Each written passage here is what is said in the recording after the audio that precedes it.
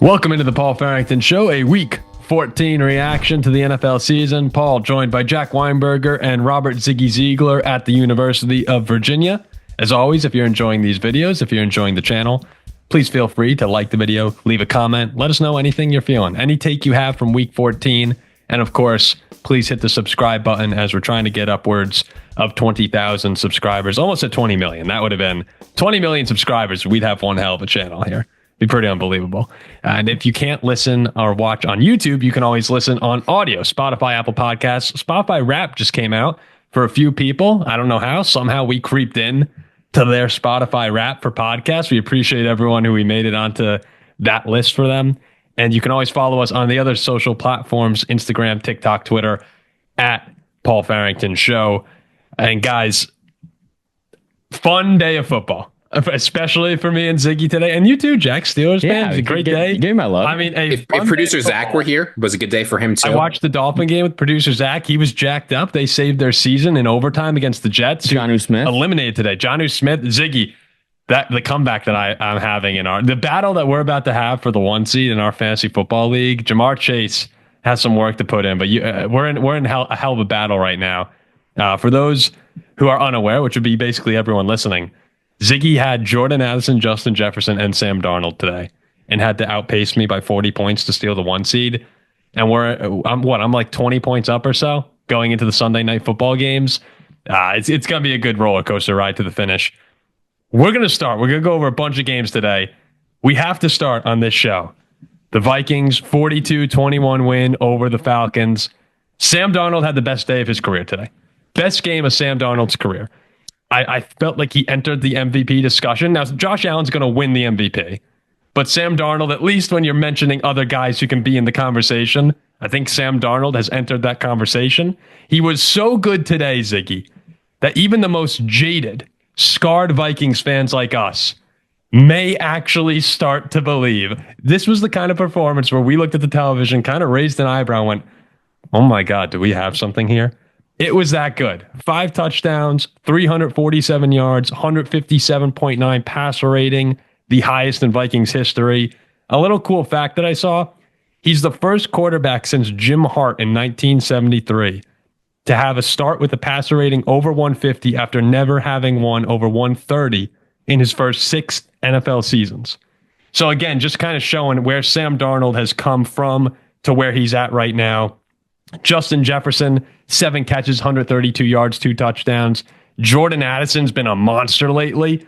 8 catches, 133, and 3 touchdowns for him. I mean, this was just an unbelievable performance from the Vikings that will no doubt wind up breaking our hearts at the end of the season, because all of a sudden I'm like, shit, I believe.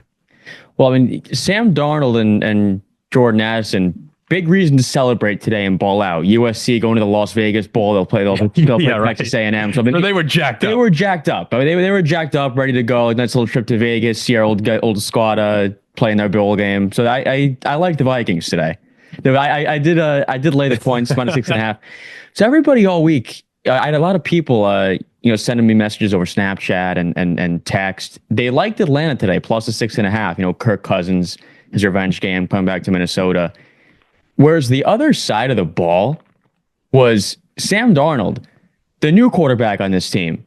Minnesota, let's go show Kirk Cousins and the Falcons now that we're better off here without you. Mm-hmm. In our home stadium, you're not coming back here and beating us. And I was getting on Minnesota's case recently for not really passing the eye test, but today watching them against a decent Falcons team, game was tied at 21 for a bit. Going into the fourth quarter. It was a good game.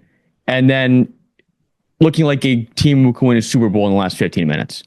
I was very impressed that he hanging 42 points and 21 in the fourth quarter. Well, as you talk about Kirk Cousins, I think it's worth mentioning for our fan base. The last quarterback to go 4 straight games throwing no touchdowns and at least 8 interceptions, Brett Favre, 2005. It's like Kirk Cousins is not having a great season. And as you said, another obviously, great. Another Viking Yeah, great. but 2005 was not exactly his greatest year. Like, you can look at the numbers, and the numbers obviously say that Sam Darnold guy is playing pretty good, that Kirk Cousins guy is having a rough season. But Paul, you and I talked about this during the game. The thing that was so amazing wasn't just that Sam Darnold was like having better stats and throwing more touchdowns or whatever than Kirk Cousins. The way he was doing it. When the Falcons pass rush got in, and he avoids rushers and instead throws like a 50-yard bomb to Jordan Addison or a 40-yard bomb to Justin Jefferson. His ability to produce out of the script and take advantage, full advantage of the fact that we've got some of the best receivers in the entire NFL who can get free if you give them enough time on basically any play. As Vikings fans, we haven't seen that from a quarterback in some time. It's been a long time since we've seen a quarterback able to do that. And for Sam Darnold to do it in such a big game, I mean, I know that the Falcons were 6-6 going into this. I know the Vikings were big favorites, but we're still battling for the division. We're trying to make it so in week 18, when we go to Detroit, if we win, we have a chance to get the division and potentially the 1 seed after what we saw from Philadelphia today. I think this really was a statement win. Winning the game, how they did it, seeing the offense produce. And yeah, like you said, I'm starting to believe in this team. I'm starting to expect a playoff run. And that's always when things start to go south for the Vikings. They're not mathematically in the playoffs yet. So there's still a chance we miss the playoffs and all of this is for naught. But it was a great day. Yeah, of course. I've also been laughing at the graphics where you see the NFC playoff picture. I'm like, we're 11-2 right now, and we're a game and a half out of our own division. It's unbelievable in that regard. But this game, like, as I was watching it, the announcers kept talking about how the Vikings have the most explosive deep play offense this year. And I didn't really feel like that as a Vikings fan. When I'm watching the Bills, like watching that Bills-Rams game today, or you watch the Ravens, there's so many big plays that those offenses produce, the Lions as well, where it just didn't feel like we would have been leading that category. And today, I mean, it was like you couldn't miss it. Darnold I think he had 2 or 3 throws over 30, 40 yards, and it felt like more than that. But today was the first day where watching Darnold, I was thinking to myself, like, all right, this guy's playing with fire. Like he looked MVP good today, and we haven't seen that really since the start of the season. I think we've seen it the past 6 quarters going back to the Cardinals game, but this shift in Sam Darnold from the Jaguars' performance, the Bears, he was good. He was good, not great. We're starting to see that first half of the year Darnold again. And that's what the NFL is about, guys. It's peaks and valleys. It's ups and downs. Everyone was so quick to get on them after they stopped looking like the 5-0 team at the beginning of the season. Well, hey, this is December football. And if you look like that this now, that's when you got to say, all right, watch out. Ziggy, I'm sorry, did you raise your hand? I was raising my hand as I'm one of the people who jumped on this team and said there's no way they're not playing up to their record. And the thing about this Vikings team, I know every Vikings fan is having flashbacks to just a few years ago where they won a bunch of 1-score games and then the Giants came in and absolutely rolled us in the playoffs for no reason. But the way the Vikings are winning 1-score games this year, if you actually watch them, this is what I've come to see. It's totally different. Oh, the 1-score bitch. no, Paul, I've changed my mind. Well, can you got to be willing to update your mind when you get new evidence. No, well, here's the difference. I said exactly what I said. Well, here's the difference, right? It's when the Vikings are winning 1-score games a few years ago, it was miraculous comebacks, last-second touchdowns, whatever. Look, Paul, I'm sorry. You were right. You were correct. Okay. This year, what it is the Vikings are playing good football. Teams catch up close to the end, and then the Vikings run away with it again. This is how they get you, by the way. Like, this is how it works. You think, like, we're very comfortable where we are. We're going, like, yeah, going into this game, we're good. We know we're a good football team, but you can't set the expectations too high. And then they have a game like this, and you're like, screw it. I'm all in. This is how you get hurt. But, hey, you know what? I got to be along for the ride. I think a large part of today, and this is no knock to, I think Darnold's a very good quarterback. Was I believe that he was very, very up to play against Kirk Cousins, like being the old quarterback for this team coming into the building. I think Darnold had something to prove here today, like playing with a big time chip on his sholders. Because Kirk's the opposing quarterback. Kirk was on too to start the game. Kirk to start the game was solid. And then it kind of unraveled as it went on. But this is another thing when like this felt like a real validation of the Vikings' decision to move on from Kirk, who's been struggling a lot. I mean, Ziggy, you pointed out that stat just a couple minutes ago. But Sam Darnold's making $10 million this year, and Kirk Cousins is on a $184 million contract right now. What you're able to do with that difference, like that money, I mean, you're able to bring in guys like Van Ginkel, Blake Cashman. The Vikings are undefeated when Cashman plays. He's missed 2 games this year, and they're 0-2. He's been any Viking fan who watches knows he's been a huge difference maker. Jonathan Grenard's been one of the highest impact players to come over. Stephon Gilmore's out right now, but he's been great. We'll see what happens with Sam Darnold. The future is still kind of murky on his time in Minnesota going forward. But, hell, if he plays like this for the next 4 weeks, we'll just put in Daniel Jones next year and he'll do the same thing. DJ? 350 yards, 5 touchdowns. I mean, there was that last quarter and a half today, they looked like they were unstoppable. Oh, and the thing was that was crazy. They were just launching the ball. Yeah. They were legit. Like, he would just drop back. I was like, where did this? I guess we've been doing it all year according to the stats, but this was an onslaught that we haven't seen. And it gets you really confident going forward. It is unfortunate that they're still not in a spot to be a division favorite at the moment. But hey, all you can do is win the games ahead of you. And if Detroit slips up one with the way the Vikings have played, I just hope they're in a position, like you said, Ziggy, to compete with Detroit for potentially the 1 seed in the last game of the season. I mean, that would just be a ton of fun. No, you know what's going to happen is, and I'll say this right now, we can go back to this clip in a few weeks, is it's typical Vikings to go and lose to the NFC South champion in the playoffs. Like they'll lose. Oh, like lose at Tampa? Like they'll go and lose at Tampa or Atlanta, yeah. No, I know. That's how the season's going to end. Like, you guys win the battle, Kirk wins the war. Oh, I don't think that.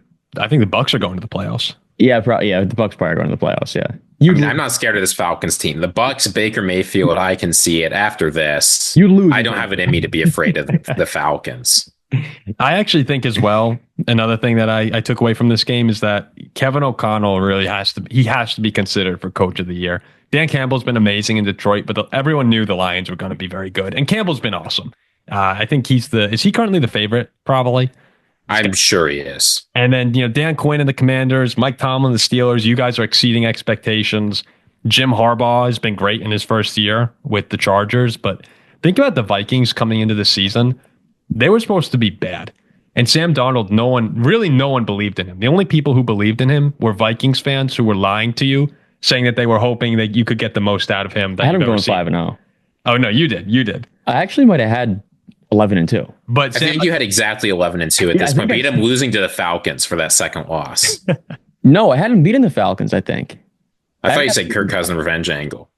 No, I didn't. Jack has no idea what he had. No, I want to go back to that show and see what I predicted. That was funny, that show. But look, at 11-2 right now, with the expectations they had compared to all the teams in the league, from what you expected of them coming into the season to where they are right now, it's amazing what's happening in Minnesota. And, I know we're Vikings fans, so we're going to be pretty biased in some of our reactions. But this really today was the kind of game where you just felt great for Sam Darnold. It was awesome watching him go out there and look like one of the best quarterbacks in the league. Complete control.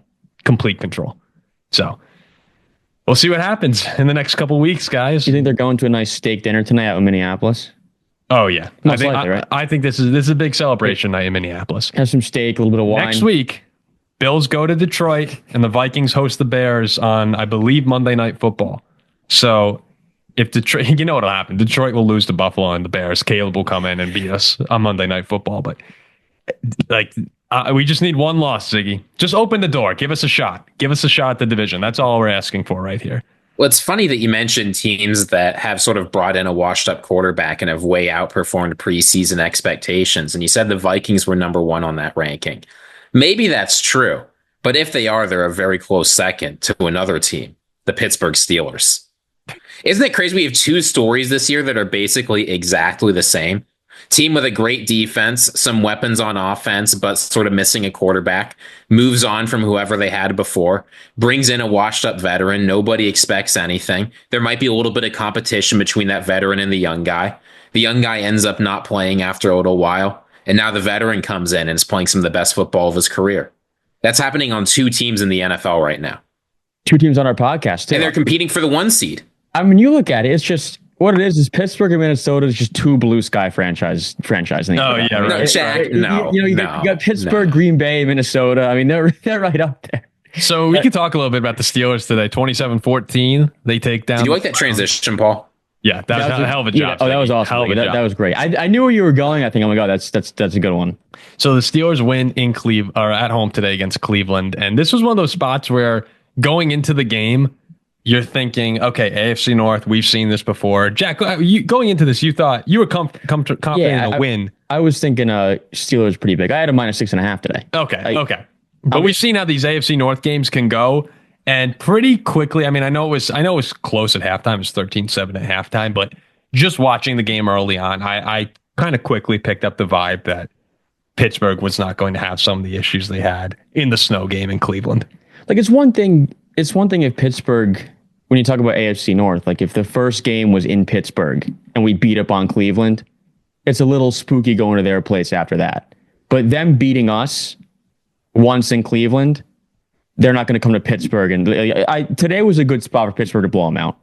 And I was listening to the broadcast today, and Tony Romo was talking us up about being that Super Bowl contender. He's like, Russ is a legitimate quarterback, captaining this offense. The defense is great. Special teams is great. Boswell's an MVP candidate.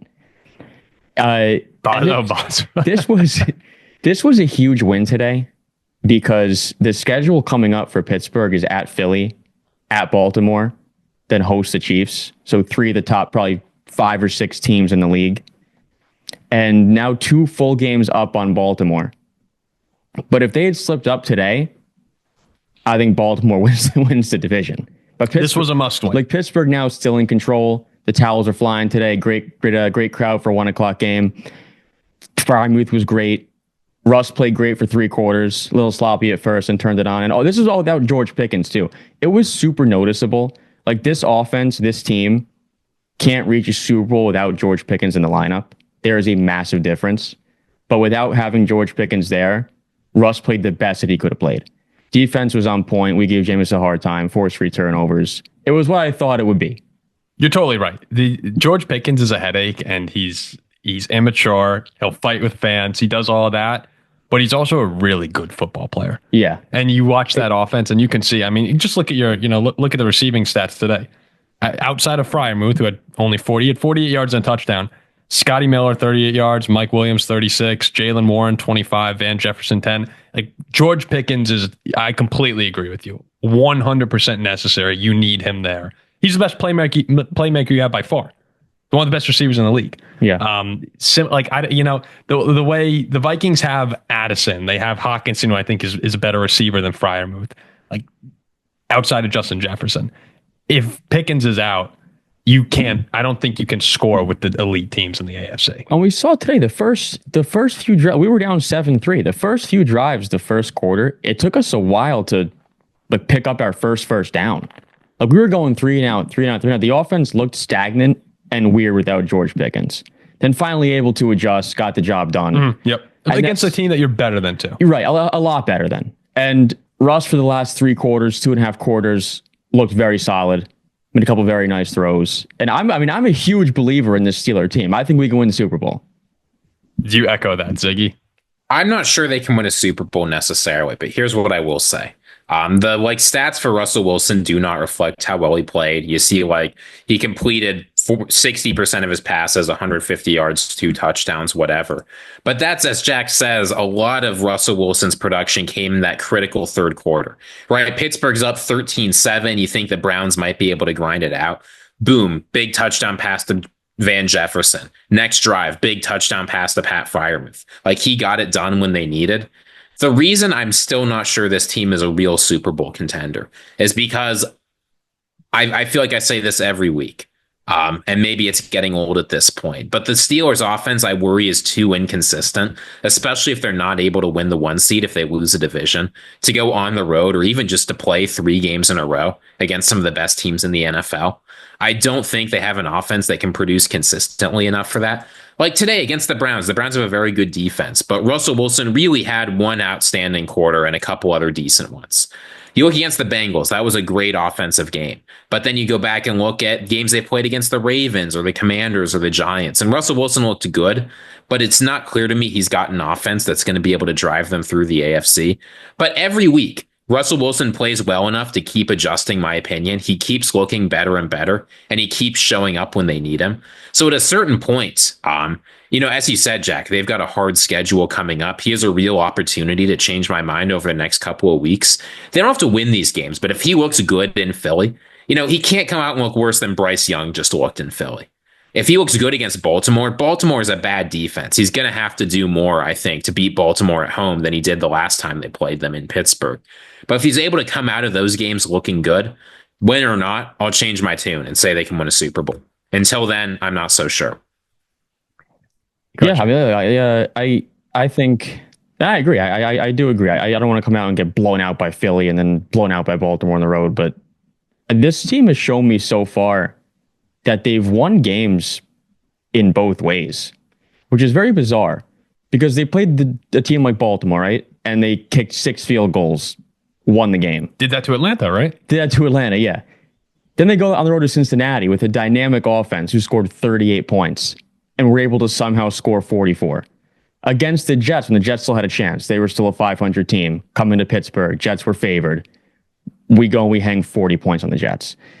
So it seems like they're capable of whoever they play, whatever their opponent is doing, we're able to just match that and win the game we want to win the game, which is promising. Now, do I feel like we can go to Buffalo in the playoffs and beat them? Probably not.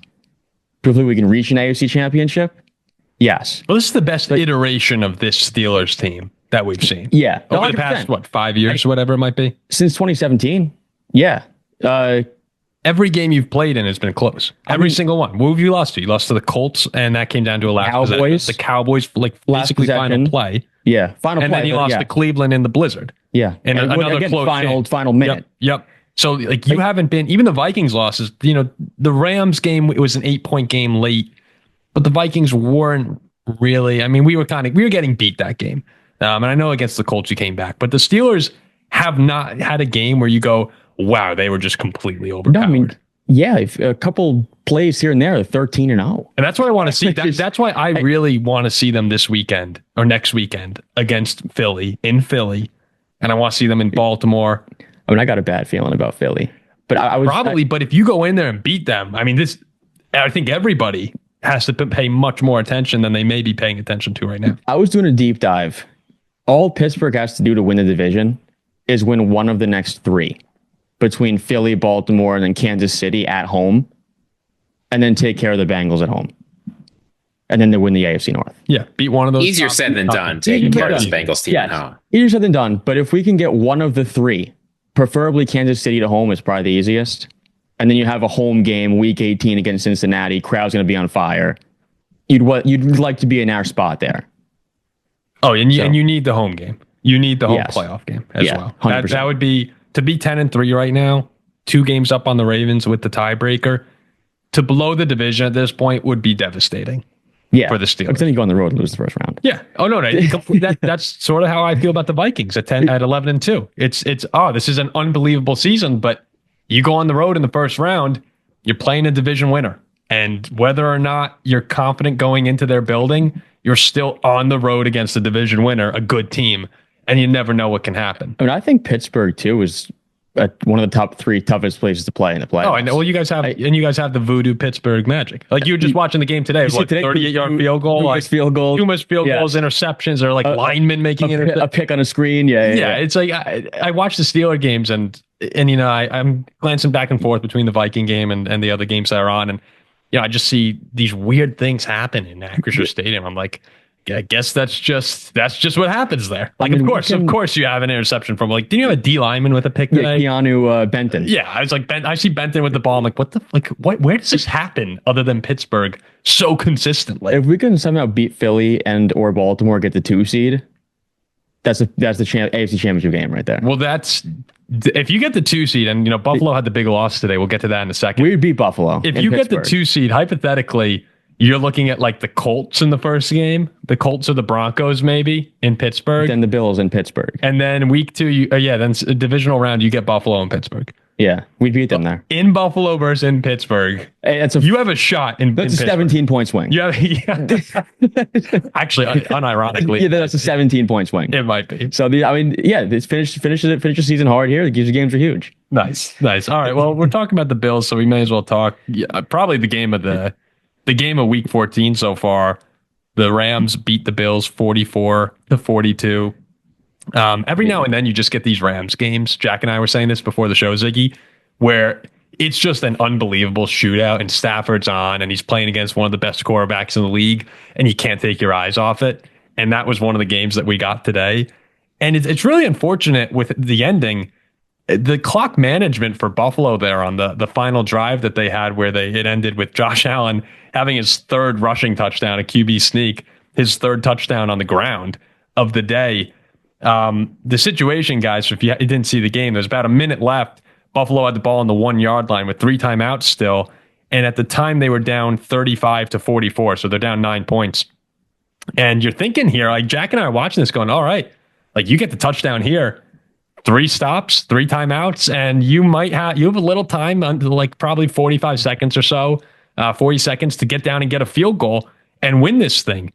And they tried a QB sneak on 1st and goal, got stopped, and burned their timeout. And you could even see Josh Allen going back to the huddle saying, like, we used a timeout. Like, what are we doing here? And that essentially ended the game. Because when they didn't recover the onside kick, which no one does unless you're playing the Vikings, then the game's over. So I thought, first off on this game, such a great game.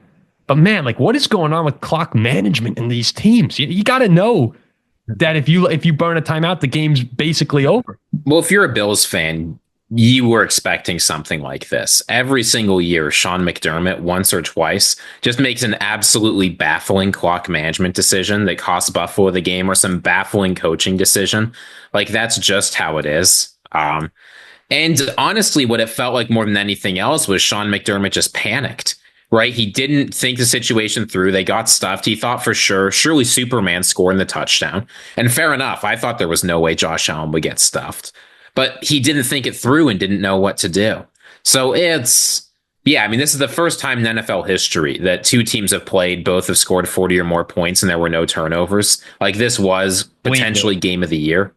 And it seems like it always happens to Josh Allen, that he plays borderline flawlessly. No turnovers, 3 rushing touchdowns, 3 passing touchdowns. He's making Khalil Shakir and Amari Cooper look like they're Justin Jefferson and Jordan Addison. Like, Josh Allen played a lights out game. I don't care about his completion percentage. Set it aside. This wasn't Anthony Richardson. He was so good.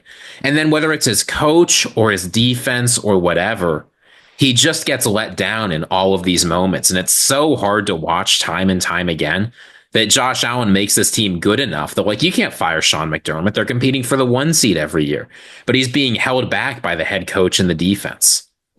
Yeah, that's what it seemed to me, Ziggy, just watching here down in Paul's lovely basement. Got the Christmas tree up. Looks beautiful. But we got some Christmas lights in here. Yeah, we're watching the last minute, and they showed McDermott after the fact, after the timeout was called, and it seemed he looked a bit regretful, like, shoot, like that, what did I just do? Well, it seemed like it was a panic decision.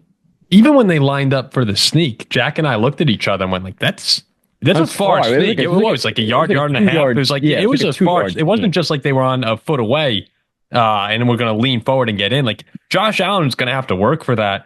I wasn't actually that surprised that he got stopped. I was just even if you do sneak it, you're going to lose a lot of time, but you just cannot call the timeout. It does not matter, like, how much time you burn trying to set everyone up. You cannot have the timeout burned. So obviously what they should have done is thrown a pass or 2. And then, look, if it's 3rd down, go ahead, try the sneak if you think that's your best play. It was just disappointing to see that because, yeah, Ziggy, you're right. Josh Allen was unbelievable to watch today. I just sat back every now and then I'll be watching a game. I kind of sit back in my chair and I go, holy crap, like, this guy's unbelievable. I did it during the Spider-Verse 2, that movie. I leaned back midway through the movie. I went, holy crap, this movie's unbelievable. And I just appreciated what I was watching That's what it felt like watching Josh Allen today, who became the first player ever with 3 passing and rushing touchdowns in the same game. Even in the losing effort, he's so good this year. Like, I tweeted out Sam Darnold needs to be in the MVP conversation during the Viking game. I quote tweeted today and went, all right, Josh Allen's MVP, but Sam Darnold at least can be mentioned. I mean, yeah, that's how I felt watching Dumb and Dumber. You just lean back. This is great. It's like, wow, this is fantastic. I can watch this over and over again. When the Rams had the false start on their drive at the end where Puka Nacua scored to, ultimately win the game for them, I was so disappointed that Josh Allen wasn't going to get the ball like another time because I just wanted to keep seeing more of it. It was that good. I mean, I think he locked up the MVP today in a losing effort. I mean, I'm not going to lie. I didn't see the beginning of this game. I had a late Friday, late Saturday. After the Pittsburgh game, I took a little nap from about 4 to 5. And I saw the Rams were up, what was it, like 28? They were killing them. It's 24-14 at halftime, and then 31-14 in the third quarter. Yeah. And then I watched the rest. I'm like, Josh Allen goes into Superman mode here.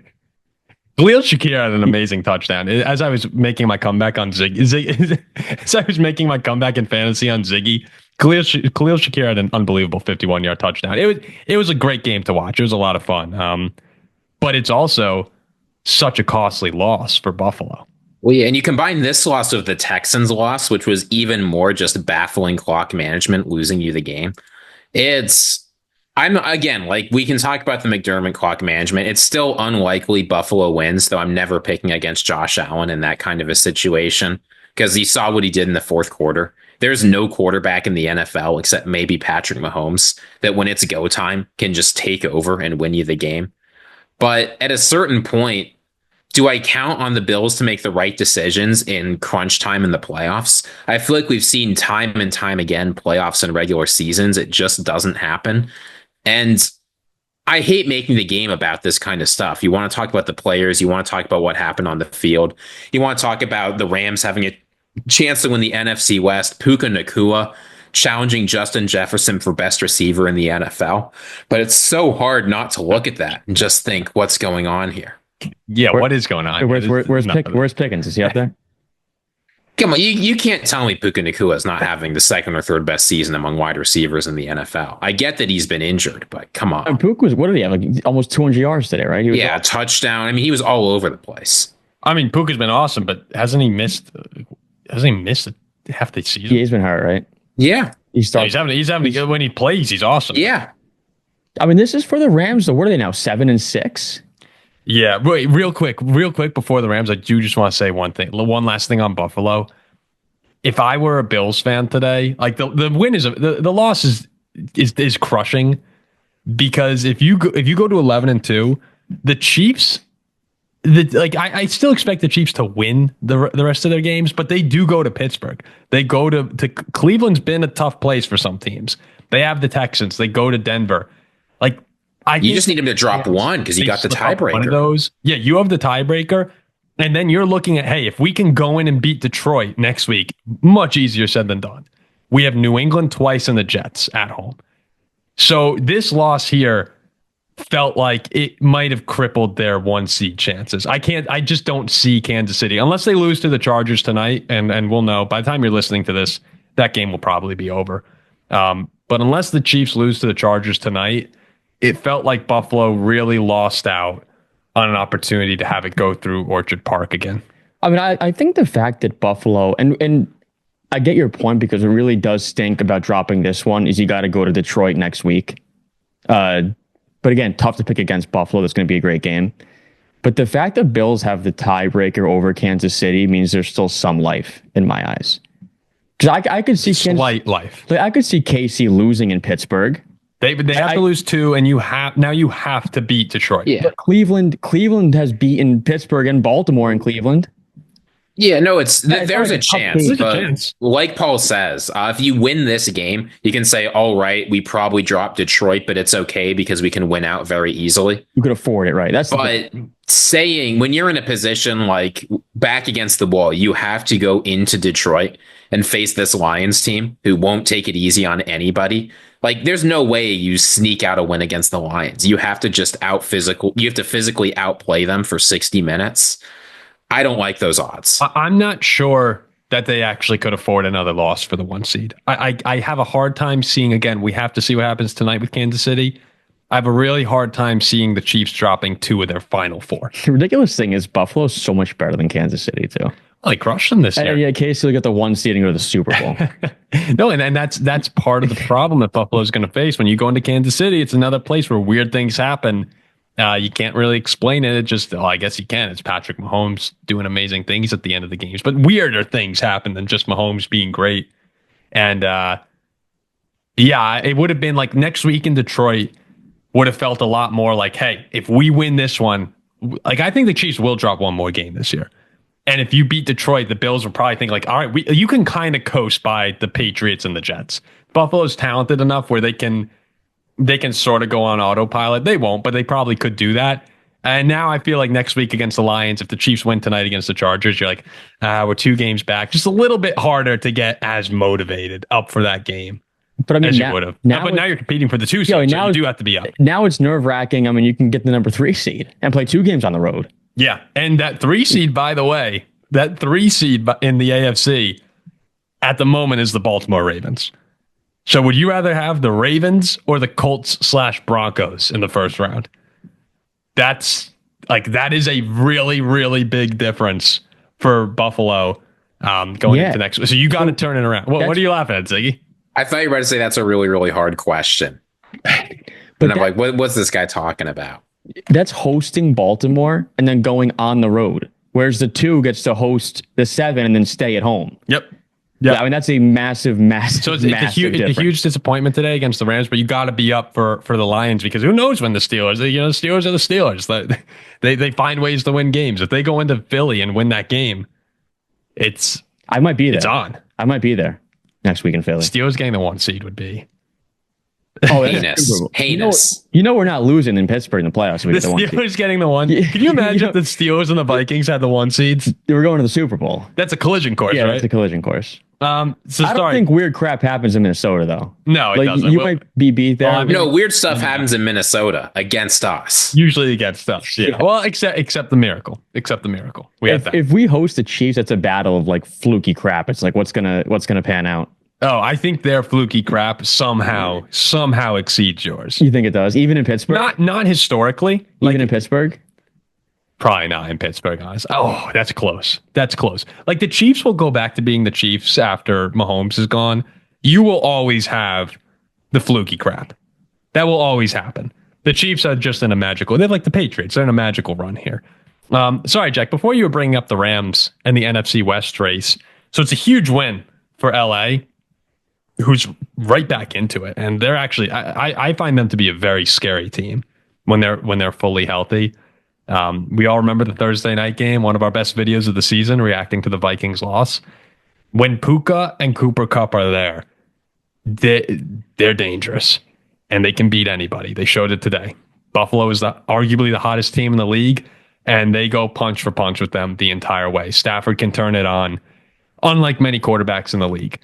On the other hand, that division's just a shit show. With the 49ers had a big win today, the Seahawks probably the biggest win of the day, to take their record to 8-5 on the season, beating the Cardinals. So when we look at the NFC West real quick here, Ziggy, who are you picking at this point in time to represent that division in the playoffs? It's been a long time coming for this. And Seahawks fans have been on me for a long time because I haven't want to pick this team. But at this point, it's very hard for me to pick a team other than the Seahawks to win the NFC West with how they've played. I know the Rams beat them in overtime a few weeks ago, so the Rams have a possibility to get that tiebreaker week 18. Yep. There's a chance the division will come down to that. But the Seahawks have just played good, solid football for quite a few weeks now, right? Since that loss to in overtime to LA, right? They beat the 49ers on the road. They beat the Cardinals twice. They beat the Jets in New York after a tough start. Now they've got 3 NFC North games coming up, which is going to be really hard for them, and is the only reason I think there's a chance, right? They host Green Bay, they host Minnesota, and then they go to Chicago. So who knows what happens there? But Geno Smith's playing good football. The defense is playing excellent. McDonald has come in and made this an excellent defense very, very quickly into his tenure there.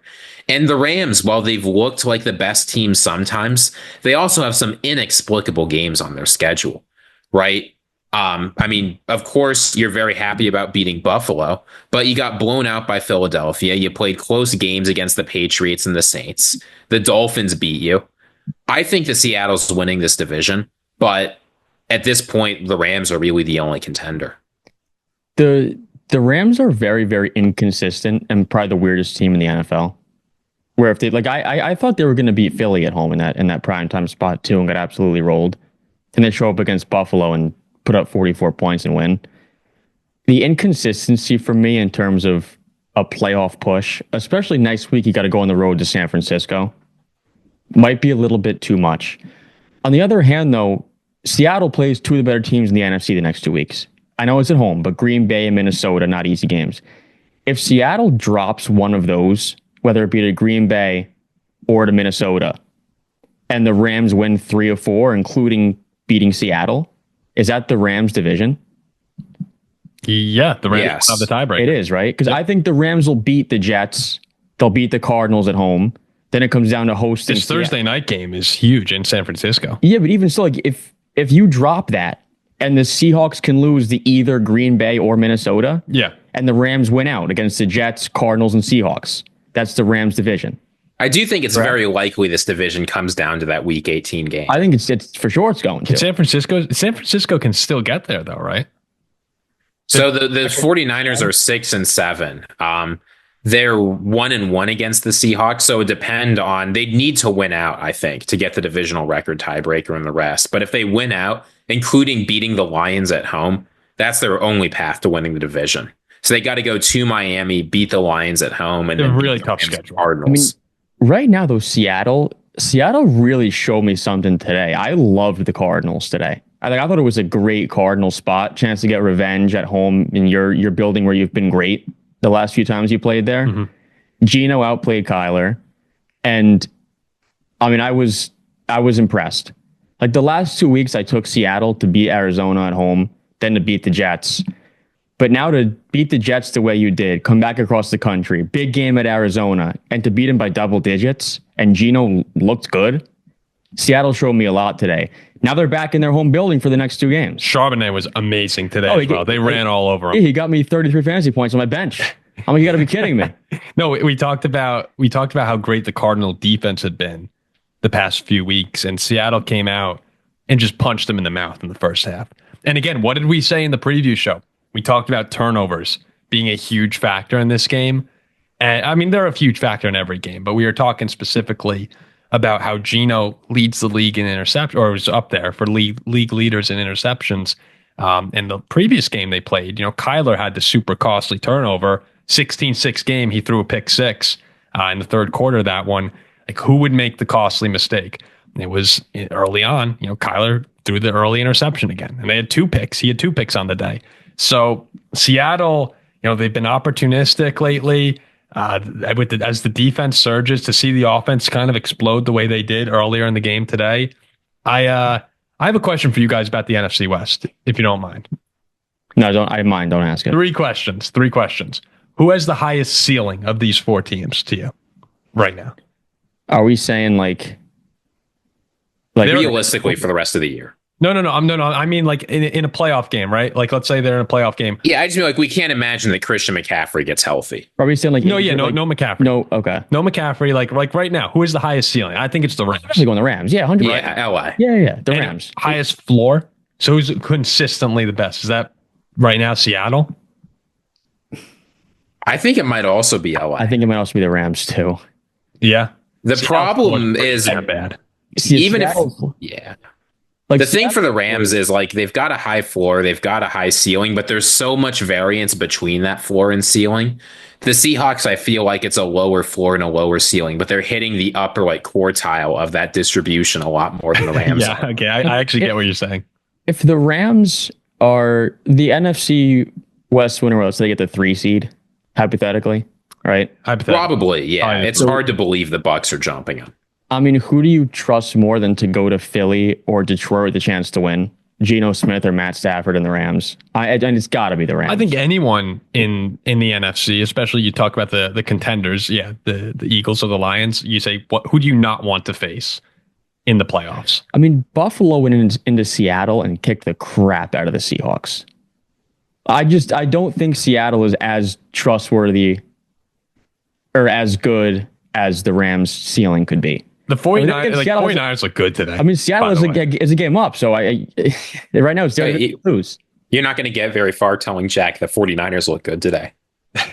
I mean, I'm not surprised. Yeah. I mean, I told you in the Zigger Zag of this segment, this is my Zigger Zag walk of the year. I told you what the pattern is. Caleb Williams plays 2 good games and then has a disaster game. What do we see today?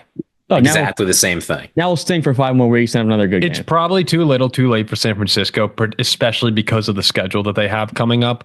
But I do look at the Rams and I think to myself, that's a team where if they're able to stay healthy the rest of the year, I would put them up there. We talked about the tiers of the NFC. Eagles and Lions at the top, then I had Vikings and Packers. The Rams, right now, I would put them up in that tier with the Vikings and Packers of teams that can contend for a Super Bowl. If they get in, challenge the top teams. Seattle, though, now hosting their first Sunday night game since 2021.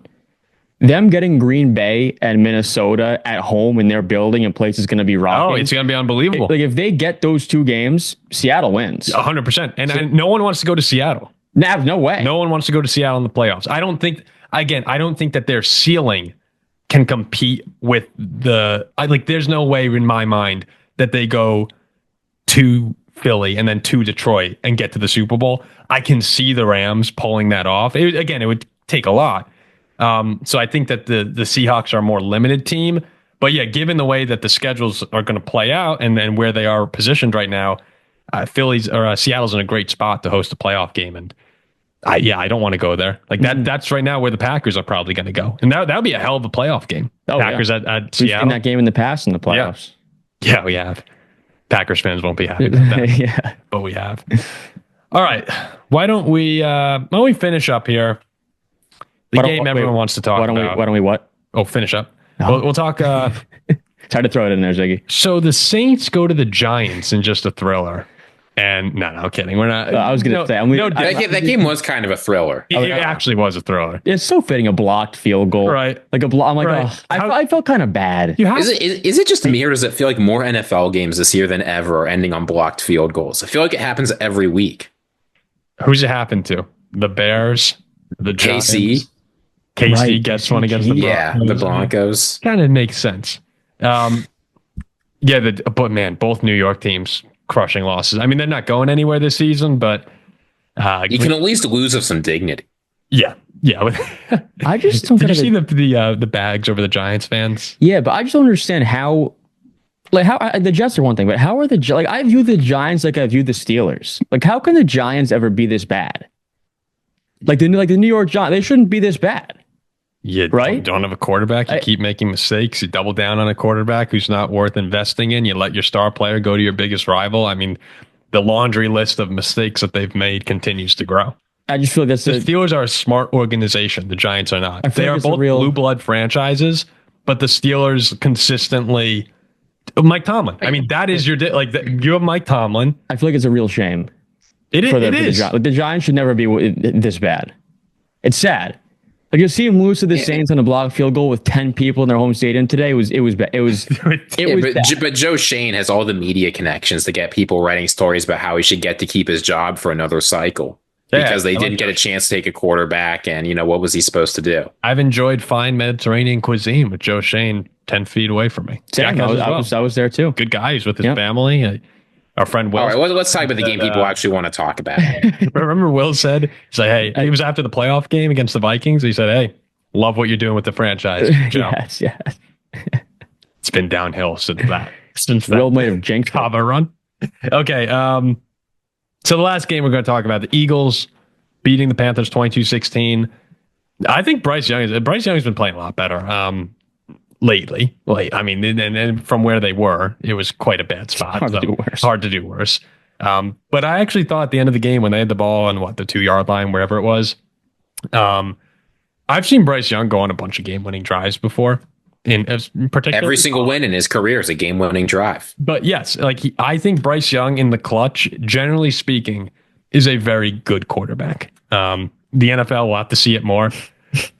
I'm going back. What does that mean? Bryce Well, Young in the clutch is a very good quarterback. I thought in college, and I particularly in college. Okay, he's had a lot of struggles in the pros, but when there were big moments, Bryce Young would deliver. Like I trust him to with the ball in his hand. Jameis Winston, he was great too. Sure. All right. Sure. All right. All right. I mean, that's like a ridiculous.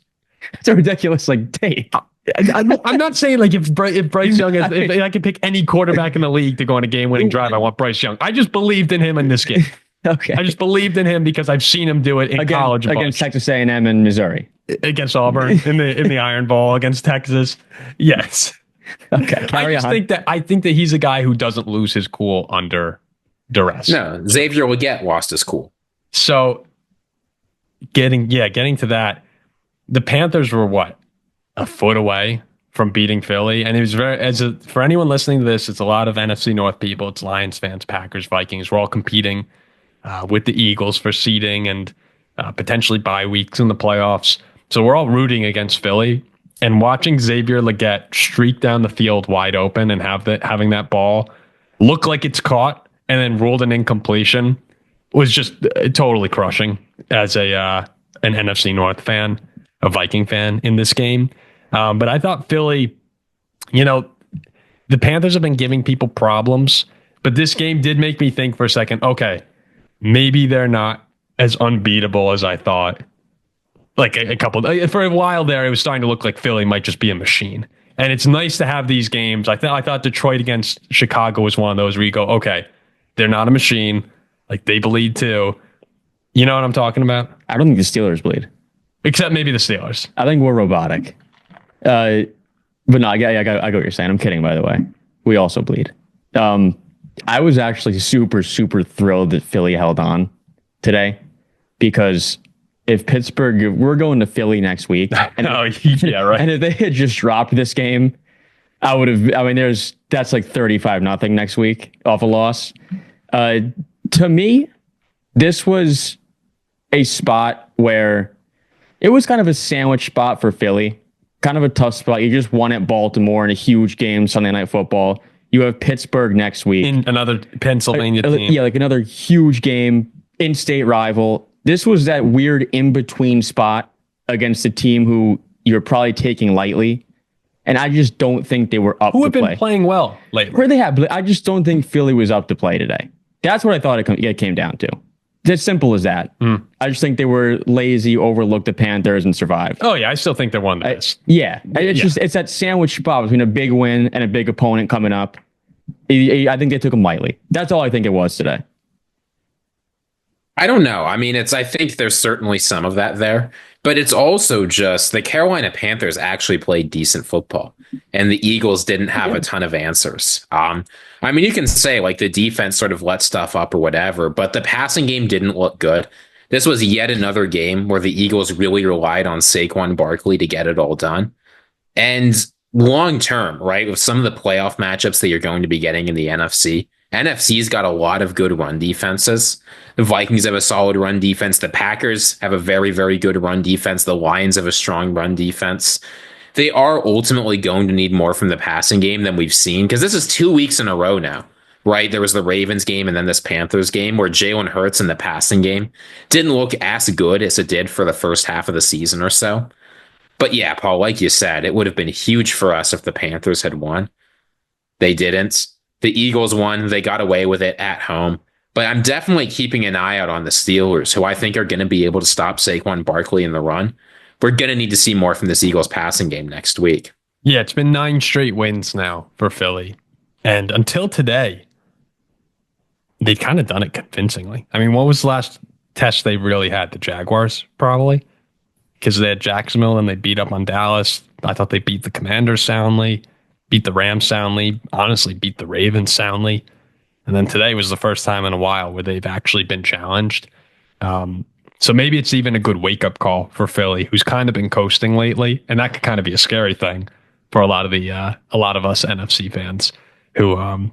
and for me next week. And for you, particularly for Jack next week. You're thinking about going to the game, aren't you? Yeah, I'm talking with my dad and my brother. We might head out there. I mean, I'm legitimately a bit nervous to show up there in Steelers gear. I actually would not show up in Steelers gear. I don't think I would either. I'd do you one further. I probably wouldn't even go to the game. I do kind of want to go though. I mean, it's a huge game. Atmosphere is going to be great. How is that morally speaking from a home field advantage standpoint that the Eagles atmosphere is so mean and so like just terrible to their opposing fan base that it makes the home field advantage basically just all Eagles fans? Like Are you asking me how it is morally that they like harass and beat up opposing fans? Are you asking me if that's a good thing for them to do? I guess the answer is pretty clearly immoral. Yeah, it's like the reason people don't show up isn't because like it's cold in Philadelphia or whatever. It's because they're worried they're going to get beat up. It's that simple. That's an amazing home field advantage that they've established. We were talking about it today. We're all 50-50. Like I don't We're know. talking about Notre Dame, Indiana in the college football playoffs. Some Notre Dame people all over social media. You see Notre Dame fans saying like, "Hey, let's go to the game, guys, and not sell our tickets for $1,000 to Indiana fans who want to get there."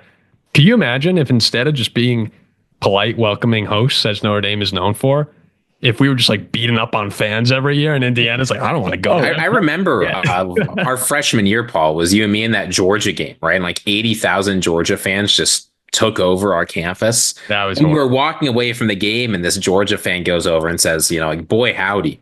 Y'all were the nicest fans we've ever seen. When it's in the SEC, it's a whole lot tougher. Sorry you guys lost. I know it was a pretty close game, but go Dogs. Oh, Notre Dame fans are... Yeah, by the way, Jack, what the hell is with this Georgia? Go Dogs, baby. Yeah. Athens is the only place in No, he can wear it this week. He can wear it until Notre Dame plays him. It's the only place in the world where you walk down the street and the only form of communication is just barking at each other. And like the other person will Wild respond. Animals. It's like not saying hi. It's like... The person's like, have a nice day. It was great. After that game, legitimately ND fans were going up to Georgia. People like, oh, shucks, man. That was just a terrible ending for us. But you guys had a great win and have a hell of a season, man. And Georgia fans like, what where the hell are we? I think I want to go into Philly next week in a newly bought Russell Wilson jersey. And when we strike first and go up 7-0, I'm going to turn around to the crowd, do that Cam Ward celebration. Just double bird them and see what happens. You stink.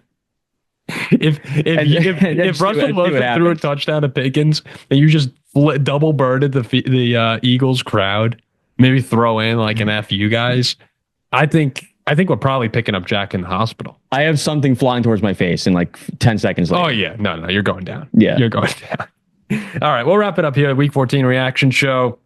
We'll be back with more from Week 14. Week 15 preview coming out later this week. It's coming down to it, guys, and it's fun that the Steelers and Vikings are so close in these races for top seeds here. We have a lot of Packers fans we know, and the Packers are right there in the running for that kind of coveted 5th seed in the NFC right now to get the NFC South winner. Who, look, if it's Tampa, or I'm kind of thinking it's going to be Tampa. Baker's having a great season, no diss on Tampa, and Atlanta when Kirk's on can be very tough. They've had they won in Philly this year, won a few teams. So don't want to disrespect the NFC South teams too much, but at this current point in time, that 5th seed feels a lot more valuable than the 6 for the first round. So it's going to be a fun race to the end here, and we'll keep coming out with content as it goes on. Remember to like, comment, and subscribe to our channel if you haven't, and we'll see you soon.